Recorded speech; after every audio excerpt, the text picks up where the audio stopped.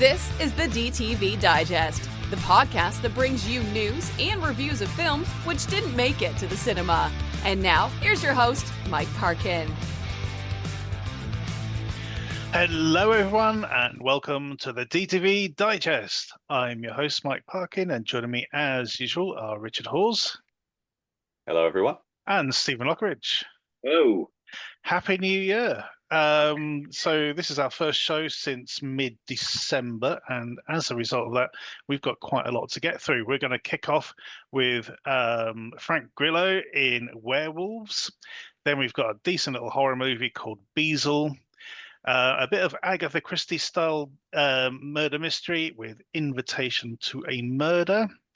Then we have Detained, Dead Before They Wake, Come Home, and Curse of the Sin Eater. Our short shot is Somewhere in Between, and our DTV throwback is the Dyatlov Pass Incident, directed by Rennie Harlin. So, without further ado, let's crack on.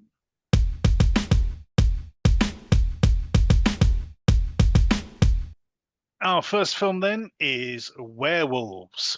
Two scientists try to stop a mutation that turns people into werewolves after being touched by a supermoon the year before.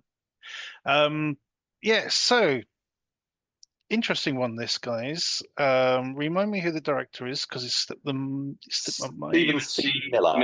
Stephen C. Miller, that's it. So we've covered, or we've seen his work before. He did the excellent The Aggression Scale and Marauders, probably a couple of others that we've sort of looked at. Stars Frank Grillo, small role for Lou Diamond Phillips in there as well, which is good to see. And this is sort of, takes place in two locations kind of thing. So we've got Frank Grillo as probably the most outlandish scientist since Dr. Christmas Jones in The World Is Not Enough, Denise Richards. So this is like the male equivalent of Denise Richards as far as I'm concerned. And yeah, so they're trying to come up with something to prevent people sort of turning into werewolves if they're caught in this supermoon moonlight. Meanwhile, his partner and daughter are stuck at home, barricading the doors and things. And I suppose in a way, it reminded me a bit of The Purge. There's this sort of catastrophic event which is coming up, and people are trying to do their best to prepare for it. The big fly of the ointment is Frank's neighbor, who's a complete gun nut and sort of survivalist kind of guy. And instead of like taking on all the werewolves, he ends up becoming a werewolf and becoming the sort of one of the major threats in the film. I did enjoy this for the most part. I think it punches above its weight. Is what it does. They've gone for some practical effects, which is good. Something akin to Dog Soldiers, but I don't think they get the kinetic energy that Dog Soldiers gets out of its creatures. It's very much like people standing on stilts, being very, very still.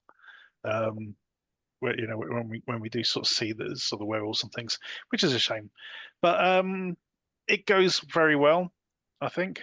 I did enjoy a lot of this. Steve, what did you make of Werewolves? Yeah, I enjoyed it. It's hokum, but it's fun hokum. It's a werewolf film. I mean, what was the last werewolf film we covered? It was Full Eclipse, wasn't it? Mario Van Peebles one? No, we had that one 2 months back. Where it's like in the desert with the. Oh yeah, the one with the bikers. Yeah, that's right. Yeah, that wasn't bad. Yeah, that was decent as well. I mean, I think this one's obviously got more of a budget. Looks better. I thought the werewolves were done quite well, but like you say, they do just kind of stand about a bit. There's no real, movement there. But I think that's probably one of the only major flaws, really. I mean, Frank Grillo, I do like Frank Grillo. I don't think he's just entertaining. But I mean, you look at him, you won't believe he's nearly 60, No, it's and he's built like a brick shithole. So he's not. He's more toned than anything. He just looks. it's the biceps, isn't it? Yeah. I love how they do that shot towards the end of the film where he's completely jacked. Yeah. The camera just lingers on him. Yeah, it lingers, and it basically goes, well, there's nothing else to say. Credits. Yeah, there you go. But no, yeah, I enjoyed it. It's nice bit of hokum, nice bit of entertainment, nothing too serious. I mean, I think that's what it does well. I mean, like with Dog Soldiers, like I say, there's a bit more comedy involved in Dog Soldiers. It does take itself a bit more tonally seriously, but it's not serious in that way, if you know what I mean.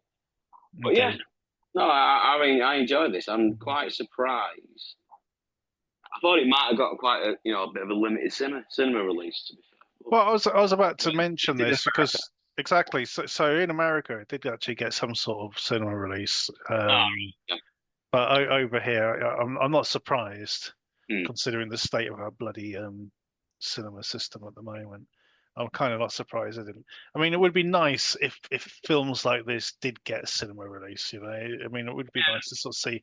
I've been saying it for a while now that we need to see sort of mid-range, mid-budget films actually getting into the cinema. I mean, you used to go to see things like Tremors and Dark Angel and stuff like that. I mean, you wouldn't get that these days. Anyway, so Rich, what did you make of Werewolves? Yeah, I liked it. I thought it was very stylish, very slick production. Stephen C. Miller's films in the past have shown, quite a lot of visual flair. Even if sometimes narratively they weren't. So a prime example of that is Escape Plan 2, which had some scenes that just the cinematography was just really good. It was just the whole film was just a mess. But the lighting and the use of very colourful palettes and stuff. That's present here. There's a bit now I don't know if this was a thing. You'll have to tell me if this was just my experience watching it. But it felt like there was a lot of I generally sort of can think of it as like a lens flare kind of thing, where there's sort of dashes of light making flashes and streaks on the screen. And it was just happening. All the stuff in the house, it was happening all the time. Big blue lines like stretching right across people's faces and stuff. Yeah. Did that happen for you, or was that just me? Yeah, no, there was loads of it. It was like all the time, and it did really bug me in the end. I mean, it's like a couple of lens flare bits, okay, but it was just like it was all the time. So that sort of took it down because I was really distracted by that. Apart from that, I thought the cinematography was really strong, really good. All the stuff at the beginning with the lab and people like you get say Lou Diamond Phillips, and you get some cameos by people like James Kyson come in as like people who were because they do the exposition thing at the start where it was like this happened a year ago, but it's going to happen again, and so they're sort of doing an experiment. They're trying to get on top of it and stuff. So I thought that was a good step of saying, well, this is something that's already happened, and now we're sort of we're not doing the origin story, we're doing the next thing. So instead of so it's a bit there's potential there to go back and do that original story, but I thought that was quite an interesting tack. So all the stuff in the lab is quite cool. That kind of gets over with quite quickly, and then it becomes trying to get across town to to his family who are stuck in the house and stuff, and it cuts between those two plot lines. I would have rather it probably focused on one of them rather than both of them, but it was okay. They come together at the end. I thought the creatures and the mixture of practical and CGI was good. Some of the CGI is a bit ropey, but I thought the practical, even some of the practical stuff when it's a bit ropey, looks better than CGI. There's just something about it. You can just go with it more. I think it's got a very 80s, 90s kind of feel. Films like Bad Moon or like one of the Howling films or something like that. I think it fits in quite nicely with things like that. If it would also, now I didn't because I've not seen the Purge films, but I'd heard reference. Oh, it's a bit, the concept is a bit Purge-like, but with werewolves. But Frank Grillo is in some of the Purge films, is he not? He is. Yeah, he's in two of them. Yeah. Yeah, so I thought that was quite interesting. So sort of Purge, a bit of Resident Evil as well, I thought, with the whole town. But the sort of mythos of it, it's like, again, they don't sort of go into it too much. But I do think, I do wonder what they were thinking with the title. I mean, it's so generic. It's like I mean, John. There's precedents for that. John Carpenter did vampires and stuff like that, but at least that was John Carpenter's vampires, so it kind of had a feel to it. Whereas, like, calling your film like just the name of the creature or something. I mean, aliens, okay, fair enough, but werewolves. I don't know. I just felt like something like Supermoon or something more distinctive that was linked to the actual theme of the film might have been better. But yeah. But generic title aside, really, slick, good production, action horror, very much action, leaning into the action. I think Dog Soldiers is a good call.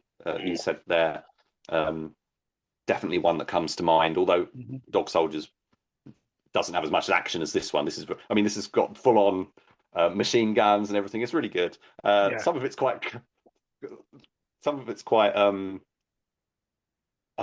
overly cliched, like they find a bunch of like survivors or whatever, and then they say, after that you're on your own. It's like kind of thing. Am I remembering that right? Was there a scene where they found some people and they said that? So they took them into the catacombs or whatever. And I was like, subway. God, it feels like we've seen that a lot, kind of thing. But it was good. So apart from the lens flare thing, I thought it was great. And say Frank Grillo. He's well suited. Okay, I was a bit thrown at first because I thought he's playing a soldier, and then it was like, no, he's a scientist. No, he's the main scientist. Yeah, exactly. Yeah, and I was like, I don't quite buy that. Yeah, but okay, you can kind of move past he's the male Denise Richards. Yeah. Yeah, and they say the way the camera sort of ogles him at the end, which is great, which is hilarious. I mean, he's 59 years old, and now and he's he's in great shape. It's all a shame. Yeah, absolutely. Yeah, absolutely.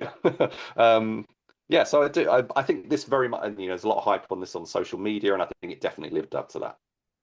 Absolutely, and the director on Blue Sky and Twitter and things like that, he's been pumping it up as much as he can as well. Well, it's his first film. He's made a lot of films, and this was the first one to get a cinema theatrical release. That's right. Yeah, so I don't blame him. Which is amazing, really. Yeah, absolutely. And congratulations. He's made a lot of films. So many films he's made, and I've seen a fair few of them. The last one I saw, which is the one credited before this, is Margot, which was terrible film. Oh, is that the one on Netflix? Yeah, it's like a smart house movie, but the concept is absurd. I mean, it's like 3D printing, like people basically and stuff like that, or whole rooms with like plants and stuff. It's like, and it's supposed to be like contemporary. it's not like the holodeck. It's literally creating 3D printed imitations of people who are walking around in the house and stuff. It's like it's crazy. He's done a fair few. He's certainly paid his dues, and I think it's really all come together. I mean, there's another film he did called In the Line of Duty with Aaron Eckhart, which I really want to see. I have seen that one. Yeah, it's a pretty good one. Yeah, but I'd say everyone should definitely check this one out. Absolutely. And on that note, how are we going to score it? Over to Steve. I'll give it an 8. And Rich? I'm going to give it an 8 too. Well, can't disagree with that. So 3 8s for Werewolves. Go check it out.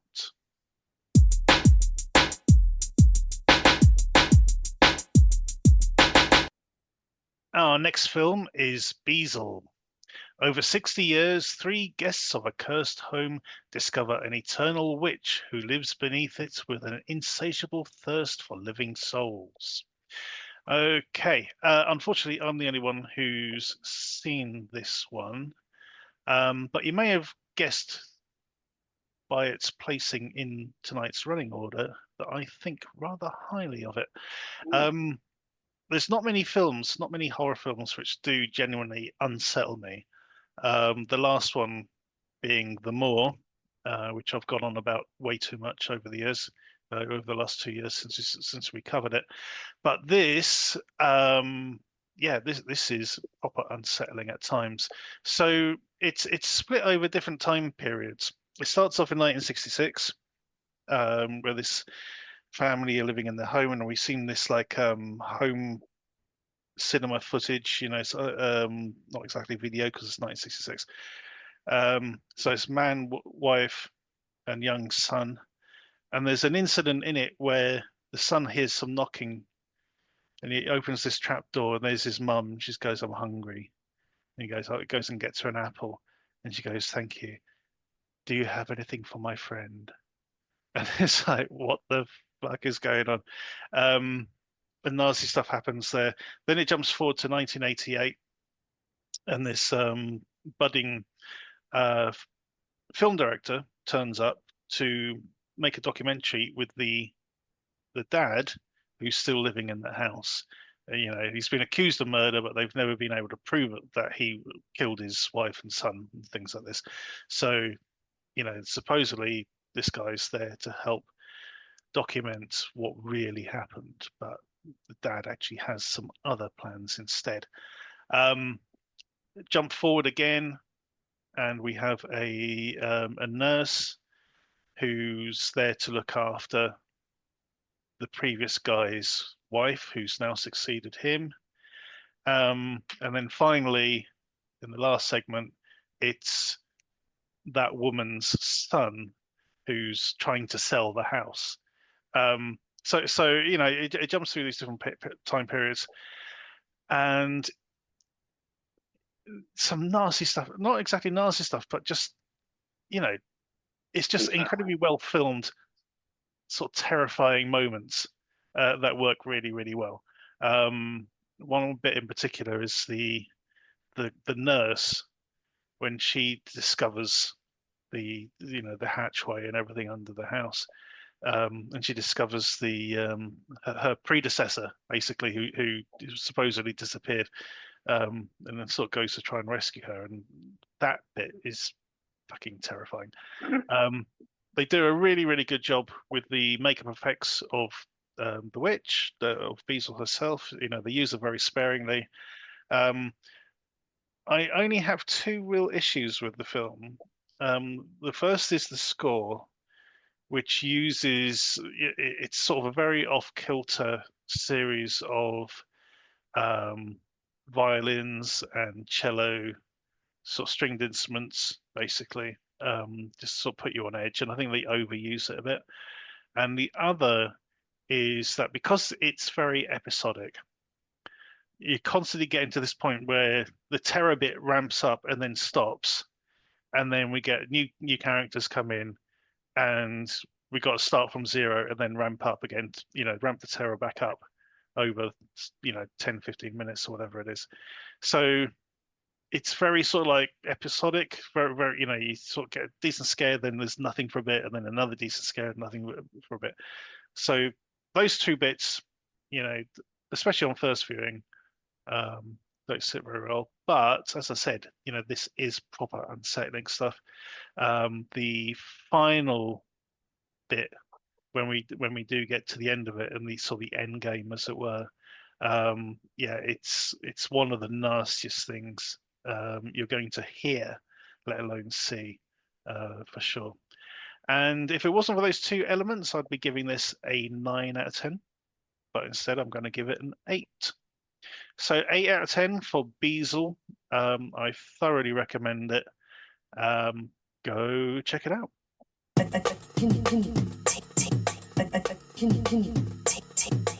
Our next film is Detained. A woman wakes up in a police interrogation room with no memory of the night prior. However, something does not seem quite right in this police station. Okay, so this starts off with this woman waking up. Basically, we find out that she's been accused of a a fatal DUI, sort of drinking under influence. Although she's got no recollection of anything happening. We find out that she was chatting up some guy in the bar, so maybe he roofied her. But there's little clues happening, like a friend comes to visit her, to make sure she's all right, and basically is able to send her a cryptic message that says "run." So there's something not quite right, and the film is basically, it's one of these onion films, where it's sort of peeling the different layers to get to the truth as we go. I found it, I don't know, to begin with, not too sure about it, but once we get into the reveals, the problem is with this, Steve, and I don't want to give away what happens. Well, let's see if I agree with you. Because there's a particular film this reminds me of, or it was influenced by. But if I say what that film is, everyone will know exactly where this film's heading. Yeah. You know what I mean? And I'm pretty sure you're on the same page as me. So I don't want to get into that. But there are sort of various characters involved. It's very well done, I think, up to a point. But then you suddenly, I think you get to a point and you realize what's happened. Yeah. And and you're just waiting for things to sort of fall into place. But so without trying to give too much away, what did you make of it, Steve? Right, I enjoyed it, but I've got caveats, like you say. Right, so I think the big twist is kind of revealed too early. The first twist, I just thought, right, fine. Kind of sussed what was coming with that one, and then, like you say, it peels away, and there's more twists, and then twist on twist, and twist on twist, and it did remind me of the film. We're going to have to confirm off mic. Exactly. But I'm sure we're on the same page. I thought Abbie Cornish was great. I really liked her. Was it Virtuoso she was in? That we covered a while back. I thought she was great in that. I've not seen much of her earlier stuff, I'll be honest, but I think she's really good. And she produced this as well, along with, I can never remember, but him out of the boys. Laz Alonso, is it? Yeah, Laz Alonso. Yes, yeah. That rings a bell. Who I didn't really like him in this. I don't know. He just didn't seem. It just seemed like he was phoning it in a little bit. But everyone else was great apart from him. I don't know why. Maybe because it's I'm used to seeing him as Mother's Milk or what. I don't know. But just didn't gel with him. So all in all, it's okay. I mean, I can't really go into that neither. That might spoil it a bit. Yeah, that's the thing, isn't it? I mean, it is a difficult one to review, I think. Yeah. All in all, enjoyable, not bad, but I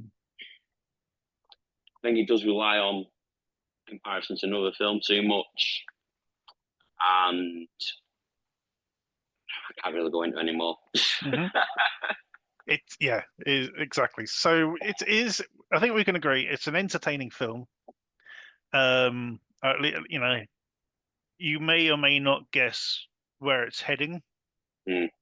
I think the setup's quite original for sure, but I think once a certain name is dropped into it, I think the kernel of suspicion starts to grow as to where it's heading, but anyway.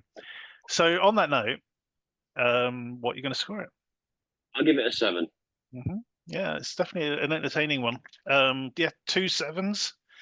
2 sevens for Detained. Go check it out.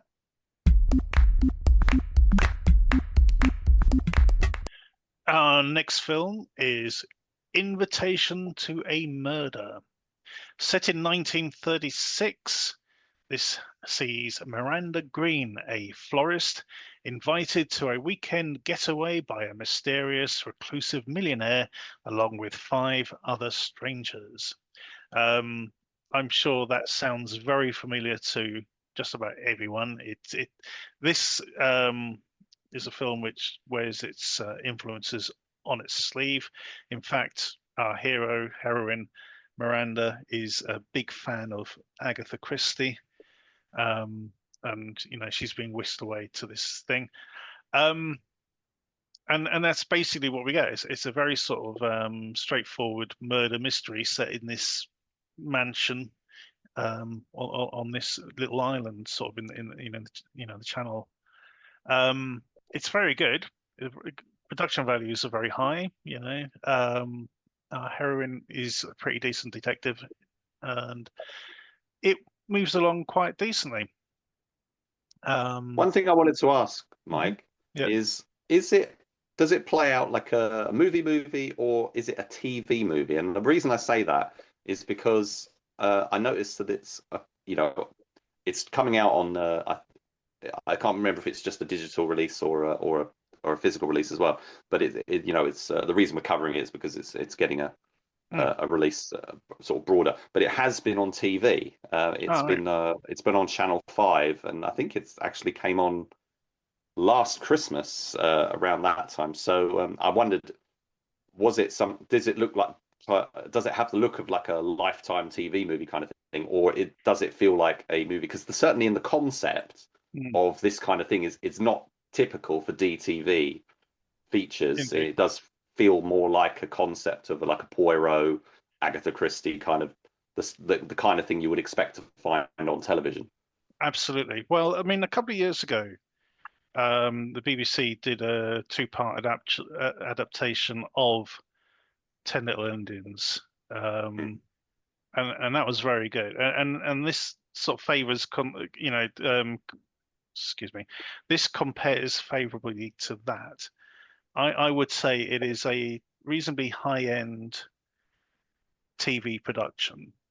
I mean, they get a lot of good period detail. We've got all the vehicles, the boat which takes them to the island, the costumes, the mansion itself is all really, really well done. So it's got very good high production values. The casts are okay. They're not amazing. But it's unusual because it's Misha Barton, isn't it? Mm-hmm. Yeah, she's good. Is she doing? Is she? Where is it set? Is it set in the UK or is it? Yeah, it's set in the UK. As I said, it's like a little island, probably in the Channel or somewhere. There's one American in the cast who sort of one of the guests, and it does sort of play out up to a point, very much like 10 Little Indians, or the Mousetrap or things like that. Although the number of murders is quite low for this kind of thing. It's not like the whole cast is getting bumped off. And there's a sort of there is a in media res bit at the beginning, which I'm pretty sure doesn't actually marry up to anything that happens in the film, which is a bit strange. But overall, I really like this. I thought as a murder mystery and things, it worked really, really well. So yeah, I'm giving that one a 7 out of 10. And if it's that's up your street, a bit of Agatha Christie or Poirot, that sort of thing, go check it out. Our next film is Dead Before They Wake. Nightclub bouncer Alex is asked to track down a young woman who's been snared up in a sex trafficking network. Over to Steve for this one. What did you make of Dead Before They Wake? Right, so it's Nathan, is it Shepker again? Mm-hmm. We've done a few of his, haven't we? Like When Darkness Falls and Lock and Load and Holiday Monday. That's right, yeah. As well. Mm-hmm. And I've always found that they seem to be ripping off other things and aren't as good. Yeah. So, basically, a lawyer comes to him saying that I think it's a politician's like bastard daughter has been kidnapped by this sex grooming gang, and he wants him to go and find her. And to me, it just reminded me of the Lynn Ramsey, Joaquin Phoenix film. Oh shit, what was it called? Oh, I know which one you mean. Yeah, hang on, let me find it. It just reminded me of that. You were never really here. That was it. Oh yeah. And it just seemed like a carbon copy. Even the hammer as a weapon, going undercover, trying to find her, and then when he does, I mean, it's a fucking misery fest, to be fair, and no one gets out of it in any way, shape, or form in a nice way. And even when you think, "Oh, bro, there's a bit of joy," no, that's just gone in 2 seconds. It's grim, it's relentless, it's not really entertaining, and his films are still looking a little bit too cheap for me. He needs maybe another run at the script as well, just to sharpen the script up. And some of the acting is atrocious as well.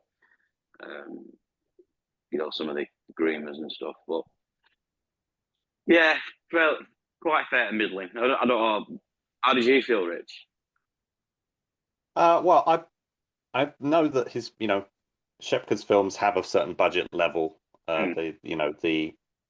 So I have been interested in some of the stuff that he's done in the past, and I was interested in this, but there's a little bit of trepidation there when you're going into something that is quite micro budget. But I think he's gathered quite a lot of experience now. He said that he's been making films for quite a few years. He hasn't quite got into the next budget level, but he is managing to, well, to a degree he is, because he's managing to pull in people like Sylvester McCoy, who plays the aforementioned lawyer. We've also got Patrick Bergin making in a couple of appearances, so that lifts it up a bit. But yeah, it's very much in the still sort of low budget. But ultimately, once I get into the rhythm of it, I think that worked in its favour. I know, yes, it was very bleak, very, very gloomy. I'm not sure. I'd say I haven't seen what you're the Joaquin Phoenix film, but I know the one you're referring to. I haven't seen that, but it was bringing to mind similar kinds of films. So there was, for example, there was a Clive Owen film, which I think was called "I'll Sleep When I'm Dead." I thought that was more of like a remake of Point Blank. I think or was it Get Carter? One of the two. Well, I think it was something like, I think it was from the writer, or there was a link to Get Carter. It was very much in that sort of vein. Yeah, I think so. I'd say it's been like 20 years since I saw that, it's just something that popped into my head. Not necessarily in terms of its plot or anything, but in terms of the style. I mean, again, that was a film that was calling back to Get Carter, and say films of the 60s and 70s, which had that sort of grim. They were thrillers, but they were dramatic, and they were dark and stuff, and they were quite, bleak. And I think that's definitely what's happening here. This is a film that's ostensibly a thriller. It's very dark. It's quite, very much dramatic. There's lots of there's a lot of characters in here. We're following not just Nathan's Alex, but we've also got the sort of the bad guys of the story, the victim, or one of a potential victim, and there's it's a small world after all thing that happens with a girl who escapes the clutches of the bad guys and stuff. the group themselves, there's something very topical about that. There's been stories like that in the news of these these gangs and stuff that are happening. So there's, it's a real world thing that we can relate to. They throw a little bit of, exaggerate. There's some potential exaggeration. It might not be exaggerated, but it is sort of heightened, I think, some of it. But the overall, I thought it was quite convincing for the most part. There's some budget limitations showing things like some of the scarring. So the one character's got like a sewed on. It looks like literally it's just been stuck on, like as a Halloween thing or something. But there's some other bits of makeup and stuff, like Nathan Shepka's character gets quite badly bruised at one point, which I thought was some really good makeup work there. So it's a film that's sort of a little bit uneven in its quality, but overall I was quite, and especially because I was a little bit worried about the runtime, because it's like 100 minutes, I think. It could have probably done with a little bit shaving off, but ultimately I was drawn into the story. I wasn't sort of waiting for it to end, although I was sort of, hopeful for, a little bit more brightness. I think it's a little bit more distinctive, stands out from things like the like his contemporaries like Steve Lawson and stuff. I think he's definitely got his own style. It's, his films aren't made in a particularly stylish way, but they're very realistic, and say the low budget sort of kind of works to a degree in its favor in terms of realism and stuff. It's not as polished. It's not a Michael Douglas don't speak, whatever that film was called, the Brittany Murphy kidnap, because that was, wasn't she deaf in that?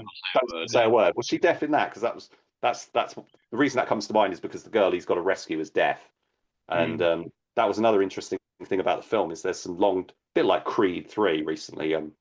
Nathan Shepka does some sign language, full dialogue scenes in sign language, which I thought were interesting, which made me wonder, because he seemed really adept at it. It made me wonder, is that something he's drawing from his real life, or did he learn all that for the film? I'd be quite intrigued to know that.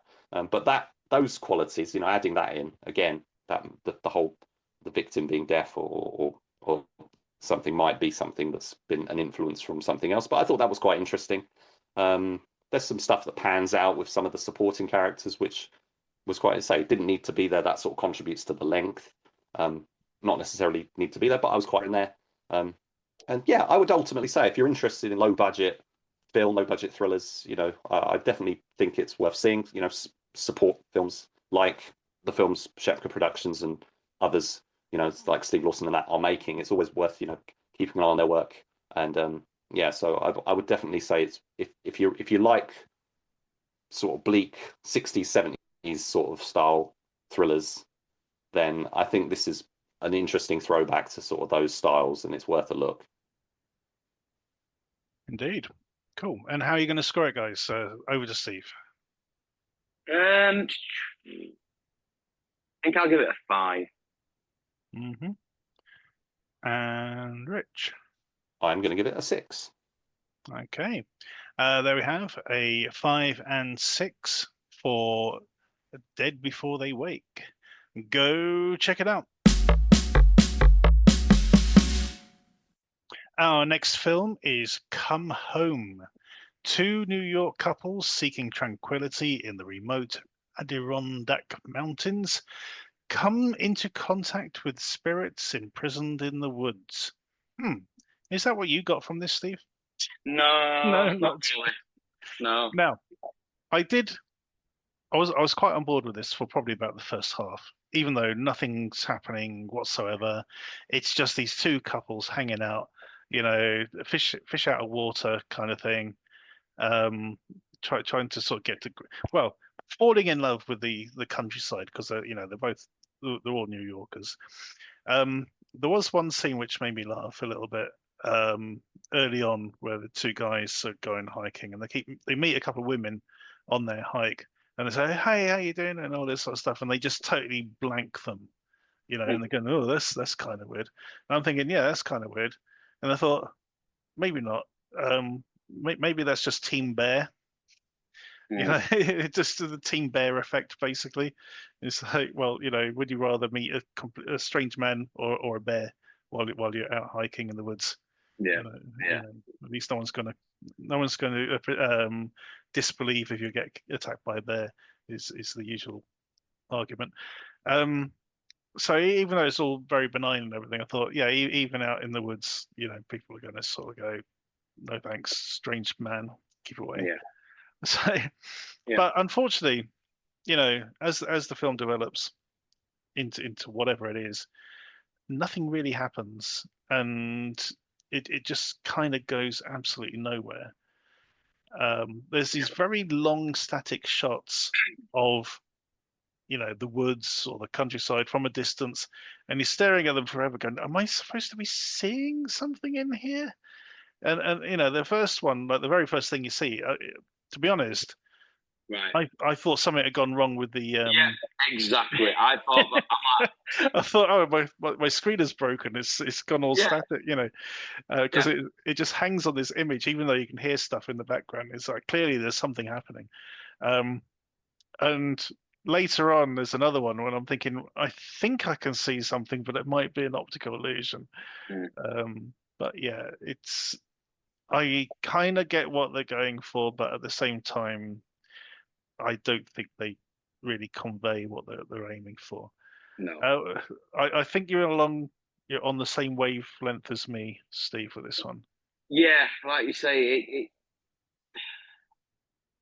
it's one that we've seen a few times, where we'll go to this remote place and nothing really happens. It's just, I mean, we'll sit around talking, we'll have an argument about moving out here because they want to. One of them wants to, and the other one doesn't, and then you get the exposition. We'll sit around the campfire, we'll tell the ghost story, and that's what it's coming from. And it just nothing happens. One of them goes missing for a bit. Yeah, that's about it. It just, I'm getting a bit sick of it. To be fair, because it's the same thing over and over again. You know what I mean? Nothing's happening in these films half the time, and it's like, oh, aren't we clever? Look at us. No, you're just boring. The thing is, I mean, the conversations are well written. Yeah. And I was listening to them going, yeah, I could see myself being in that conversation with my friends. There's the sort of thing we'd probably go on about.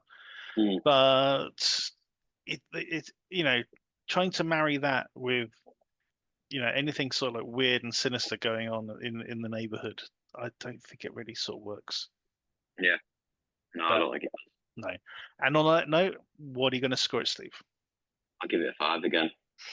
I'm going to join you on a 5 for this one. Yeah, I don't know. It's just too.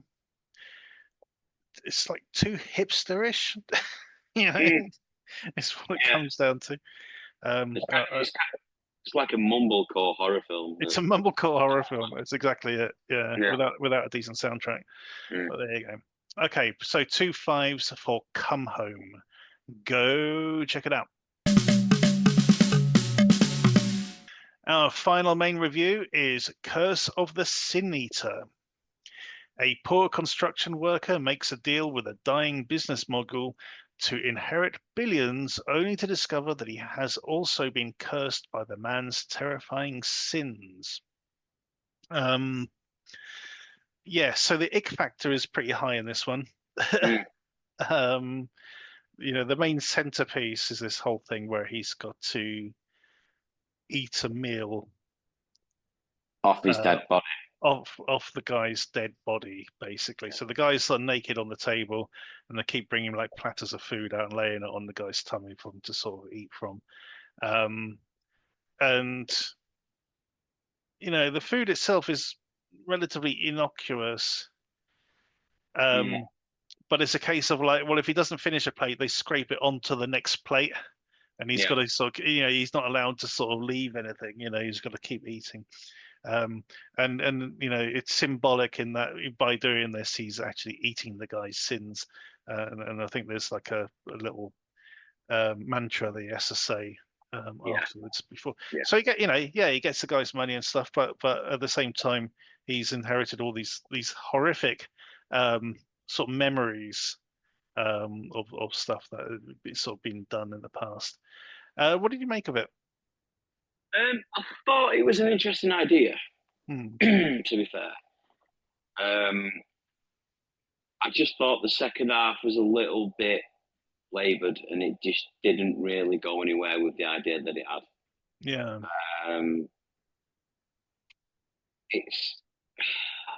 And his kind of get out clause, I thought, was a little bit contrived as well.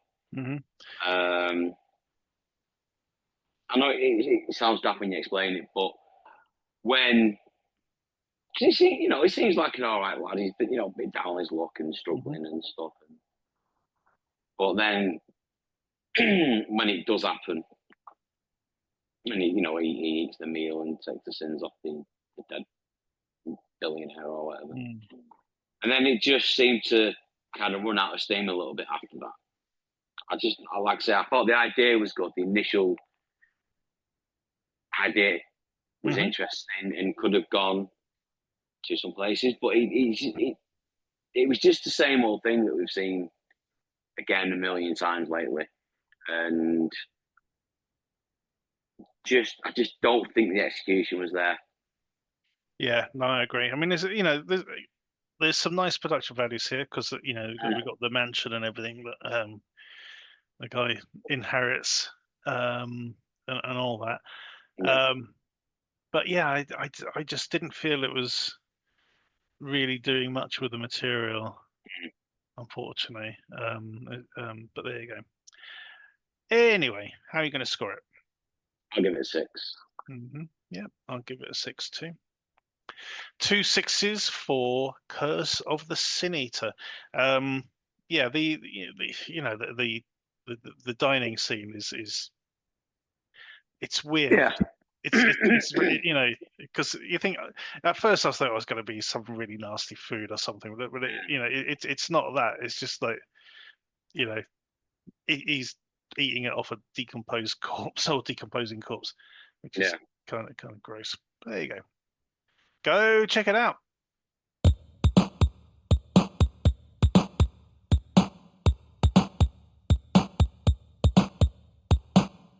Our short shot this week is Somewhere in Between. 2 will they, won't they friends are just keeping it simple this New Year's Eve until their house is crashed by a man from the future who tells them that the fate of the universe rests in their hands. So this is a very good encapsulated, comedy, sort of rom-com kind of thing. It did make me giggle at one point. It did have one sort of proper laugh out loud moment. But I thought it was really, really well done. I can kind of see the guy's thought process in what he's doing and thinking this is a good idea. And until it's sort of like repeated back to him, and it's like, okay. But yeah, this works really well. I could see this almost being like an Edgar Wright or Simon Pegg kind of scenario. I thought it worked really, really well. Rich, you curated this one for us. Can you tell us any more? It's from, I think it was made in 2023. It was doing the festival circuit and stuff, and it's just sort of recently found its way onto YouTube. It's got a New Year's theme, which is I think it's only just recently released, but when I selected it for this episode, that wasn't sort of my thought process. It just happens to be that it's turned up around our New Year episode. But I love this. I thought it was great. I just watched it again earlier. I just thought it was so fantastic. Like very few films say it is a very, like you say, it's a very self-contained full story, which is always appreciated. They've really put a lot of effort into it. So it's like 2 or 3 locations, small cast, good strong production values, in the limited sort of space and stuff. It's got a time travel theme. Reminded me of in terms of the romance, reminded me of a film called 1 Minute Time Machine, which is really good, and also the sort of energy of another time travel film which had John Hennigan in, which was called The Speed of Time, which was a really manic kind of sci-fi adventure kind of action film. But this one, say, it's a romantic comedy. That one. I think we did do, yeah. I think Yeah. we did. It was on Dust and stuff. And this one is it's from the director is Kyle Vorbach, and I haven't seen any of his other stuff. I thought this was fantastic. I thought the cast were great. I thought the energy that the film has, the pace, the music, all the visual effects and stuff that they threw in, and it's kind of one of those things where it's going one way, and then the story kicks in, and this thing happens. There's a little bit of a Back to the Future element to it, and it sort of gets quite crazy, and then something else happens, and you think it's the end, and it's like, no, there's like another whole bit that happens, and then you think it's the end, and then no, another whole bit happens after that, and they fit a lot into what's only 15 minutes. It's a very developed idea and storyline. So I just thought this was brilliant. Steve, did you get a chance to watch this one? Yeah. I agree with Perry. I thought it was funny, just out there, really. Really pacey, but like you say, it does cram a lot in as well. But yeah, I thought it was really funny, really sweet.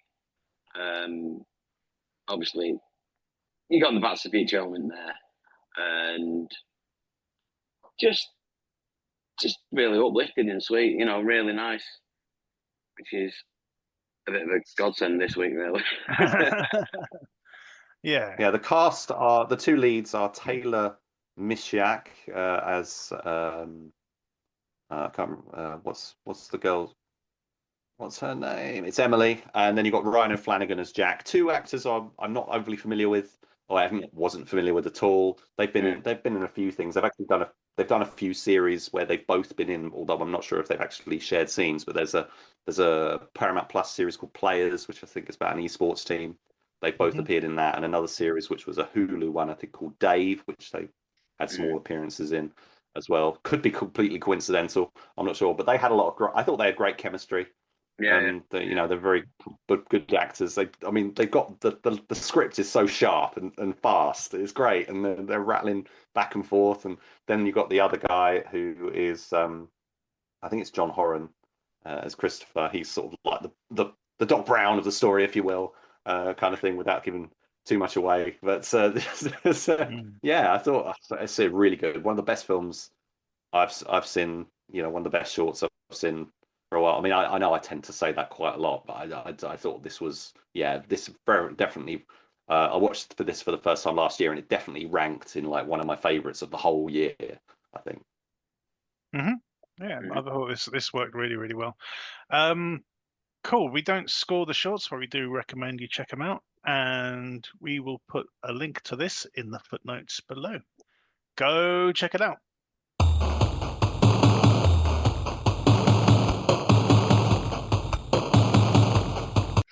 Our DTV throwback this week is the Dyatlov Pass incident. This is a found footage movie about a group of students from the US who traveled to Russia to discover what had happened to a group of hikers 50 years previously, when they'd all mysteriously died. This is directed by Rennie Harlin, who's better known for bigger budget films like Die Hard 2, A Deep Blue Sea, Cliffhanger, thank you. Cutthroat Island. And he even went over to Hong Kong and did a really good thriller called Bodies at Rest over there. And this is a found footage film by Rennie. So very much, it feels like it's outside his comfort zone. But he does manage one sort of explosive, shall we say, set piece with an avalanche. I thought that was very well done. I do like this. I think it moves at a pretty decent pace. I don't think the exposition at the beginning works very well. I think that's pretty very clunky when it's sort of like, you got the Russian news station and stuff doing bits. It felt forced. very much. But once you actually get, oh, we found their footage. Here we go, and we get into it. I thought that was all pretty decent, and I like where it ends up as well. I thought that was all very good. What did you make of it? Yeah, I enjoyed it. I mean, to be fair, it's the same as like any other found footage film. An hour's exposition, then 20 minutes where it all goes tits up and balls to the wall, basically. But that's not the film. That's just the genre, really. What I did find interesting was, you've got Rennie Harlin, Hollywood director, blah, blah, blah. And you've got two actors out of British soap operas in it. Really? Yeah. You had Gemma Atkinson, Mm-hmm. the sound lady. Oh, yeah. And the one that she was in the tent with, copping off. Oh, yeah. He used to be in Emmerdale. He was Robert Sugden. Okay. And I'm like, I know him. I know him. So I checked out, but yeah, it's him.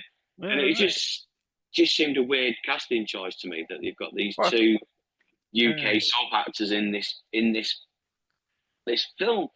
It's like, I don't know if you ever saw one a few years ago called The Pyramid. Yes. Yeah, that was terrible. I actually quite enjoyed it, but you've got James Buckley out in between is just in the middle of this film. It's like, what? I suppose to an American audience, they are complete unknowns. So oh yeah.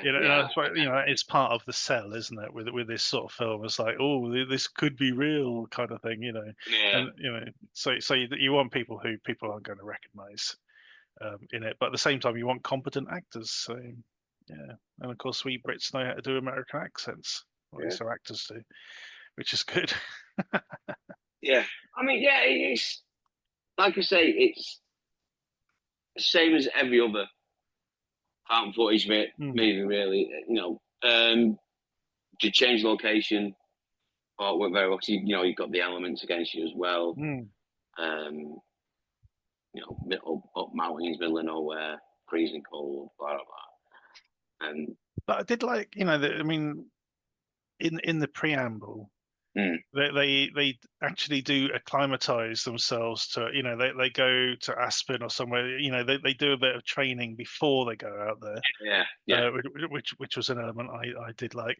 They're not just sort of flinging themselves out. They are sort of experienced mountaineers and all that sort of stuff. So that all worked. It helped sort of ground it a bit more. Take some of the accusations of like, oh, leave your brain at the door kind of thing. I think I like the stuff, the weird shit that starts happening, or the sort of sound effects and footprints and all that sort of stuff. I thought that worked very well, and then sort of building up to when things really go sort of tits up for them, basically. But again, it's like we were sort of saying earlier, it's one of these things that as soon as they mention somebody mentions something early on, a bit of information that nobody else knows about, sort of thing, and as soon as they say that, I was like, oh right, now I know what's going to happen at the end. Which is a bit of a shame. But it's a good looking film. It almost sort of changes genres at the end, doesn't it? When they go inside the thing, it sort of becomes a bit more like I don't know if you've seen it. Oh God, I've lost the name of the film now. It'll come to me later. There's a really good found footage film set in an asylum. Grave Encounters. Yes, Grave Encounters. Yeah, that's what it reminded me of at the end. Because they vision on the camera and stuff like that. All that, but they've got the budget to bump up the effects at that point. Once get it in the dark. I did like when the traps in the room with like the portal. Mm-hmm. I loved the aesthetic and looking at that, and when he touched it or threw something down it, the way it rippled, and I thought that was really good. I really loved that scene. But yeah, I did like that sort of final image as well, because you think it's a nice twist right at the end. Like, what's happened? Because, yeah, I thought that worked really well. Yeah. So yeah, overall, I thought this was pretty decent. I mean, I don't think I've seen a bad Rennie Harlin film. Really, I don't think they exist. No, I don't know. Did you buy that? Did you buy that Chinese one that you did? Yeah, Bodies at Rest. Yeah, it's very good. How was that? Yeah, no, it works really, really well.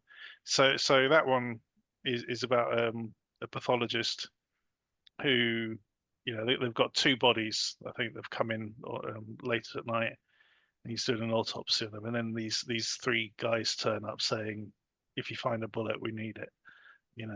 Out of the thing. It's done really, really well, actually. So there you go. We don't score the throwbacks. We do recommend you check them out. We found this one on Amazon Prime. It's only 11 years old, so you can imagine, it's a good copy. That's on there. But yeah, thoroughly worth checking out. And that is the end of this week's show. So thank you for listening. Thank you to guys for checking out these films. I do think you missed a classic with Beezel. If you do get the chance to check it out, do. It's nasty, but in a good way, definitely unsettling, that one. Don't forget to check us out on X and Blue Sky and Facebook at the DTV Digest. Also check out the Short Shots, where we've curated a nice little library of shorts made by some very talented people. Go check those out if you like horror, martial arts, fan films, sci-fi. It's all there. It's all good stuff. Other than that, thank you for listening. Tune in next time.